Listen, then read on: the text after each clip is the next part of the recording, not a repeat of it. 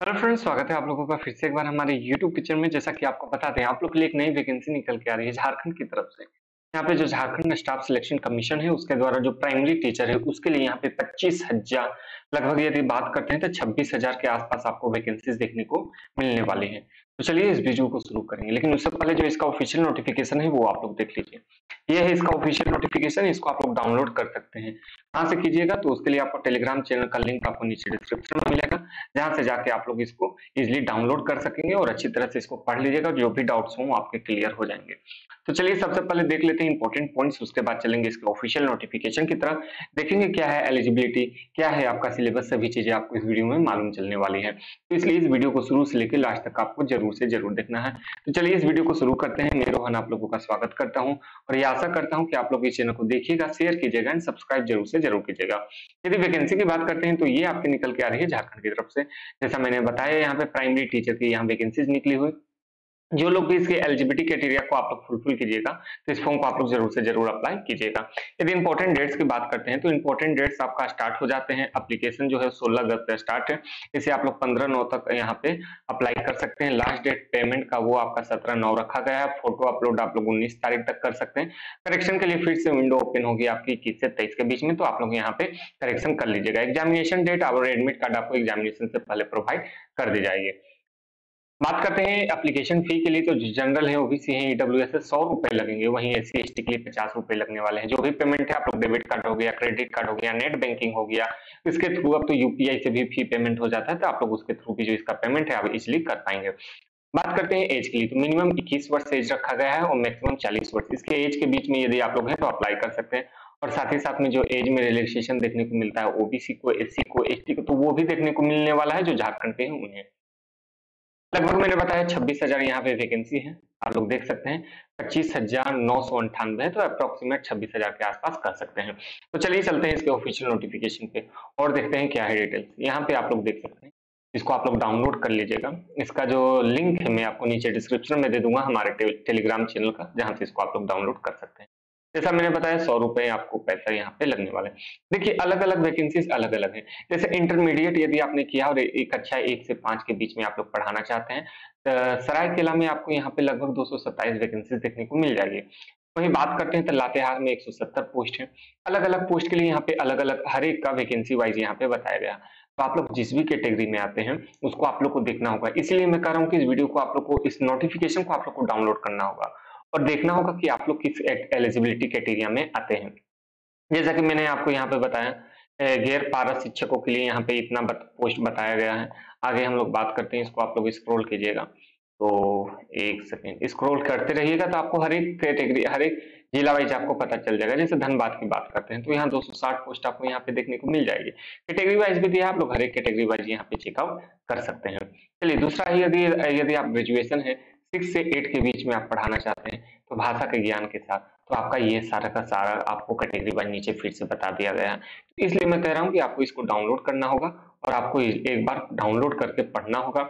जो important points है वो मैं आपको बता दूं, क्योंकि इस वीडियो को बनाने लगेंगे, हर एक के बारे में बताएंगे तो लगभग 10 घंटा लग जाएगा इसी में। ठीक है, हर एक को बताना फिर उसको डिस्क्राइब करना, इसलिए आप लोग को इसको डाउनलोड करना होगा। क्या क्या आपका एलिजिबिलिटी क्राइटेरिया होने वाला है वो मैं आपको बताने वाला हूँ।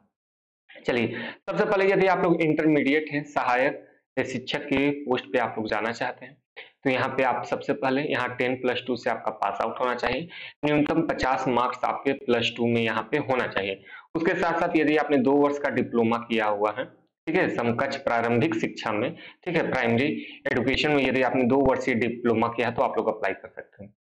इसके अलावा यदि 45% आप लोग मार्क्स है, माध्यमिक अथवा उसके समकक्ष प्रारंभिक में 2 वर्ष का डिप्लोमा चाहे किसी भी नाम से जाना जाता हो किए हैं तो आप लोग इस फॉर्म को अप्लाई कर सकते हैं। इसके अलावा यदि आप 50% मार्क्स लाए हैं, 10+2 का यहाँ पे आपने पास आउट है और बीएलडी आपने किया है तो भी आप लोग इस फॉर्म को अप्लाई कर सकते हैं। 4 वर्षीय आपने यदि बीएलडी किया है तो अप्लाई कर सकते हैं। 50 यहाँ पे प्रतिशत अंक के साथ यदि +2 आपने किया हुआ है और साथ ही साथ में यहाँ पे उच्च स्तरीय माध्यमिका अथवा उसके समकक्ष तथा शिक्षक शास्त्र में यदि आपने 2 वर्षीय डिप्लोमा किया है तो भी अप्लाई कर सकते हैं। ग्रेजुएशन तथा प्रारंभिक शिक्षा में 2 वर्ष का डिप्लोमा आपने कहा है तो भी आप लोग अप्लाई कर सकते हैं। बहुत सा कैटेगरी आपको सभी को देखना होगा।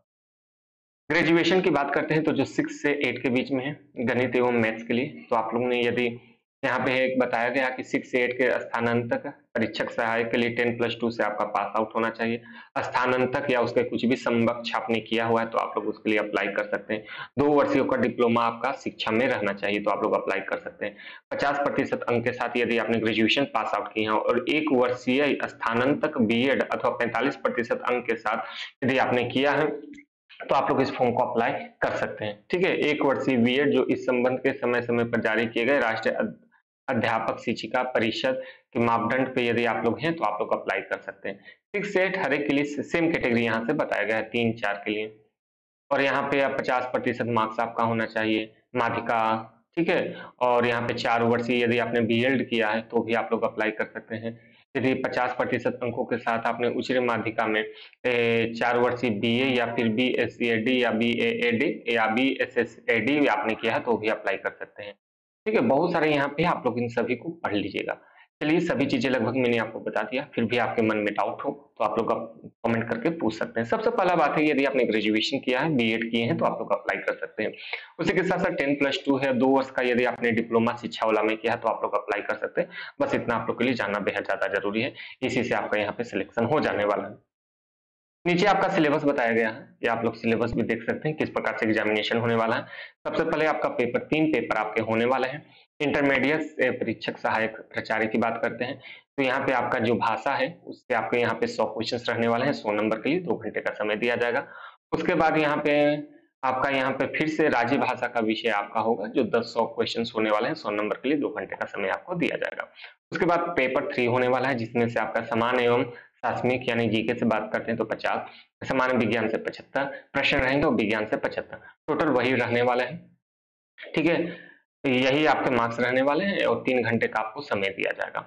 न्यूनतम जो पेपर 1 है वो क्वालिफाई है, मिनिमम 30% आपको मार्क्स लाना होगा, उससे कम लाने पर आप लोग ऑटोमेटिक यहाँ पे डिस्क्वालीफाई हो जाने वाले हैं। तो जितना ज्यादा हो सके आपको मार्क्स लेके आना है।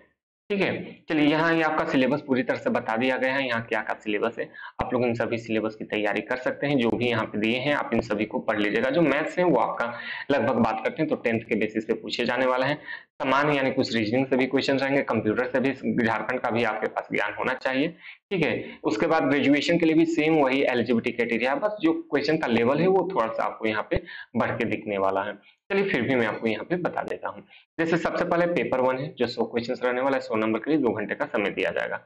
और उसके बाद आपका पेपर 2 होगा, वो भी भाषा का होने वाला है, 100 क्वेश्चन रहने वाला है, 100 नंबर के लिए 2 घंटे का समय दिया जाएगा। उसके बाद समान ज्ञान एवं शासनिकी से 100 क्वेश्चन रहने वाला है, 100 मार्क्स के लिए 2 घंटे का समय दिया जाएगा। इसमें से किसी एक विषय पे आपको यहाँ पे एग्जामिनेशन देना होगा। ठीक है, गणित भौतिकी विज्ञान है, उससे 180 क्वेश्चन रहने वाले हैं 180 नंबर के लिए।